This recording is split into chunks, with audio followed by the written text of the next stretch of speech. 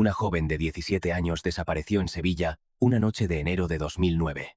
No solo porque su exnovio acabó condenado por su muerte, sino porque, más de 15 años después, la pregunta más sencilla sigue sin respuesta. Ella era Marta del Castillo Casanueva, nacida el 19 de junio de 1991, en Sevilla, España. Tenía dos hermanas, llamadas Lorena y Mónica, de 13 y 11 años. Todo esto ocurrió cuando Marta tenía solo 17 años, y le faltaban apenas unos meses para cumplir 18. Marta vivía en el barrio de Tartesos, y quienes la conocían la recordaban como una joven alegre, accesible y llena de vida. Su familia y amigos solían decir que hablaban así de ella no solo por lo que sucedió después, sino también porque irradiaba alegría genuina a quienes la rodeaban.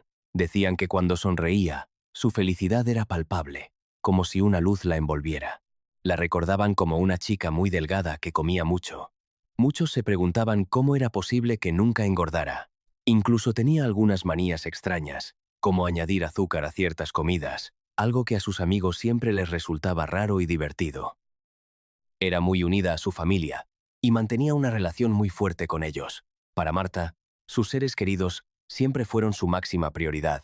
También decían que no era tanto de salir de fiesta, sino más bien quedarse en su casa, a ver películas y comer golosinas con sus amigas, quienes le decían de cariño la TUC. El caso es bastante extenso, así que no hace falta presentar más sobre quién era ella. Pasemos directamente a los hechos. El sábado 24 de enero de 2009 fue un día lluvioso. Ella estaba en casa esperando a que su exnovio, Miguel Carcaño, pasara a recogerla para salir con unos amigos. En ese momento, Marta estaba hablando con una amiga llamada Silvia Fernández. Después, se marchó de forma repentina, porque al parecer ya habían llegado a buscarla. El último mensaje que le escribió a Silvia decía lo siguiente: «Bueno, me voy. Miguel está abajo. Voy a hablar con él. Luego te llamo y te cuento. Te quiero». Después, salió rápidamente de casa y se encontró con su padre abajo, justo en la entrada del edificio. Él la vio hablando con Miguel Carcaño, quien parecía ser su exnovio o su primer novio. Los vio a los dos junto a una moto, y lo único que le dijo a Marta fue que aquello parecía peligroso y que no debería ir. Sin embargo, no hubo ninguna conversación tensa ni ninguna señal que pudiera hacerle imaginar lo que estaba a punto de ocurrir. Marta se despidió y salió de casa. Aquella sería la última vez que su padre la vería. Pasaron las horas y la rutina empezó a romperse. Marta solía contestar al teléfono y avisar de dónde estaba, pero aquella noche no respondió. Entre las 23:30 y la medianoche, la preocupación empezó a crecer. Su madre intentó ponerse en contacto con ella durante un buen rato, sin éxito. Primero el móvil de Marta sonaba, pero nadie contestaba. Después, de repente, dejó de dar señal, como si lo hubieran apagado o se hubiera quedado sin cobertura. Ese cambio brusco encendió las primeras alarmas dentro de la casa. La familia empezó entonces a buscar respuestas entre los amigos de la joven, pero lo que encontraron no aclaró la situación. Al contrario, abrió nuevas dudas. La primera información concreta llegó de Ángel, un amigo cercano, que dijo que alrededor de las 8 de la tarde había visto a Marta hablando con Miguel en un bar. Pero las respuestas que la familia empezó a recibir aquella noche no aclararon nada. Al contrario, cada nuevo dato parecía abrir una duda más. La primera pista concreta llegó a través de Ángel, un amigo cercano de Marta, quien dijo haberla visto alrededor de las 8 de la tarde hablando con Miguel Carcaño en el puente de Triana. Después, Samuel Benítez aseguró que no sabía dónde estaba la joven, aunque facilitó a la familia el número de Miguel para que intentaran localizarlo. Cuando por fin consiguieron hablar con él, Miguel afirmó que había dejado a Marta cerca de su casa sobre las 9:30 de la noche, una versión que más tarde resultaría difícil de sostener porque Marta no estaba en casa, no contestaba al móvil y nadie la había visto regresar. Hacia las 2 de la madrugada del 25 de enero, Antonio, el padre de Marta, decidió ir a comisaría para denunciar la desaparición de su hija, pero antes pasó por la vivienda de Miguel buscando alguna señal, alguna luz encendida, algún movimiento, cualquier cosa que pudiera explicar lo que estaba ocurriendo. No encontró nada. La casa estaba cerrada, las persianas bajadas y el silencio era absoluto. Desde ese momento, la búsqueda de Marta dejó de ser una preocupación familiar y empezó a convertirse en una investigación. Familiares, amigos y conocidos recorrieron calles, llamaron a personas cercanas y revisaron todos los lugares donde ella podía haber estado. Muy pronto, muchas miradas comenzaron a dirigirse hacia el piso de la calle León 13, un apartamento al que Miguel podía entrar y salir, y donde, según las primeras sospechas, Marta pudo haber estado aquella noche. Cuando algunos amigos y familiares llegaron al edificio, llamaron varias veces a la puerta hasta que finalmente abrió Francisco Javier Delgado, hermano de Miguel por parte de padre. Su actitud llamó la atención de los presentes. Distante, fría, casi indiferente ante la desaparición de una chica de 17 años.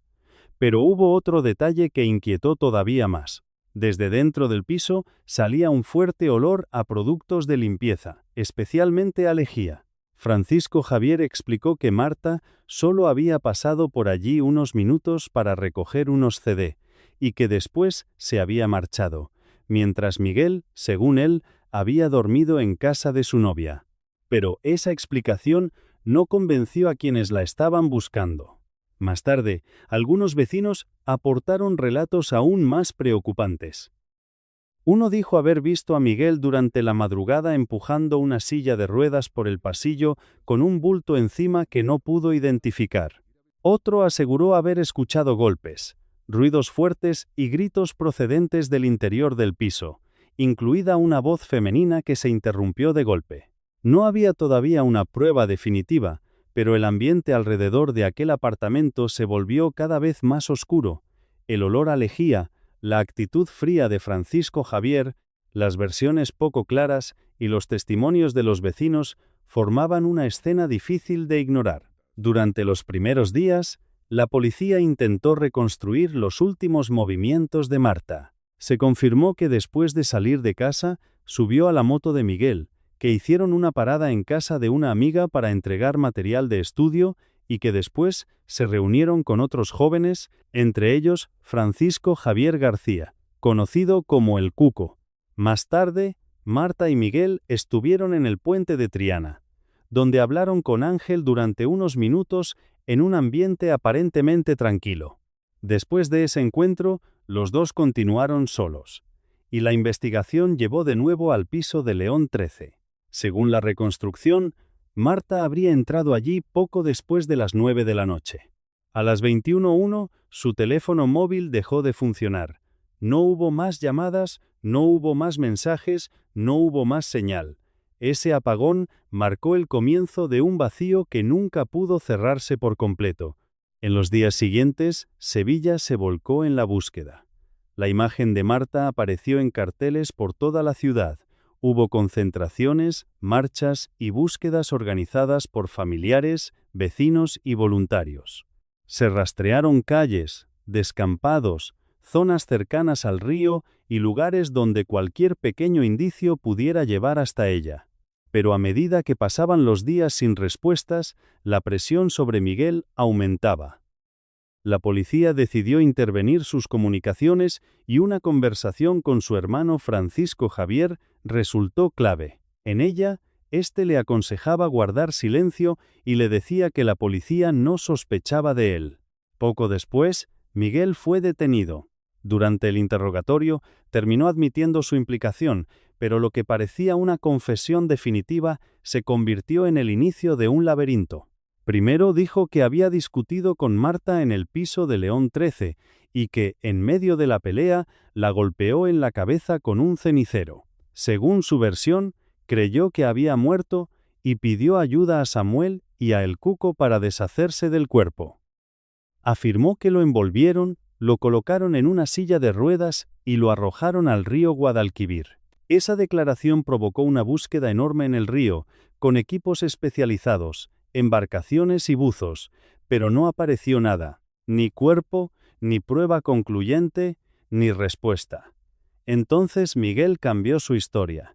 En otra versión, habló de una agresión sexual y de una muerte por estrangulamiento con un cable, pero tampoco aparecieron pruebas que sostuvieran esa explicación.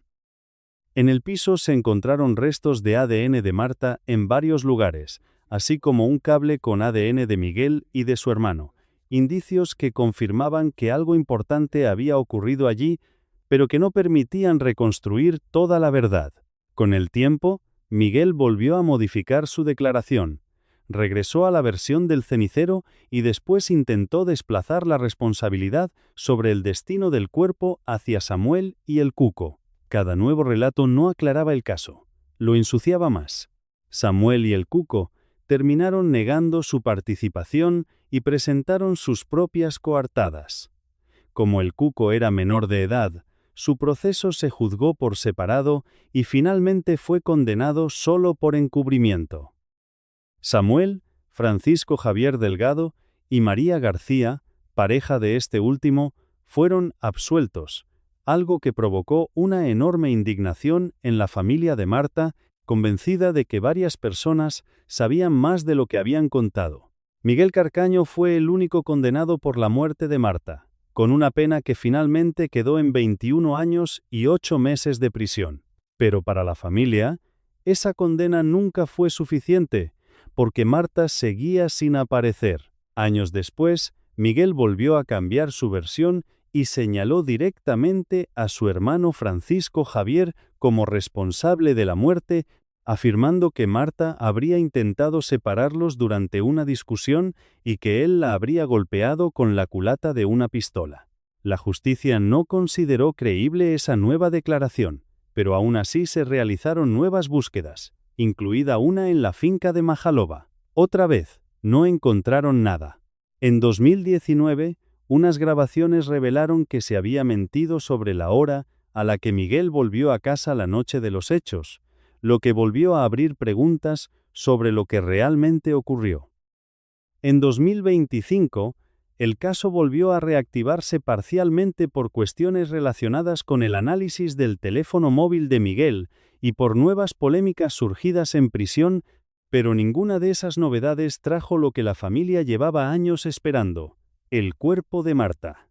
Mientras algunos de los implicados reconstruyeron sus vidas lejos del foco público y Miguel siguió en prisión cambiando versiones, la familia de Marta permaneció atrapada en una espera interminable.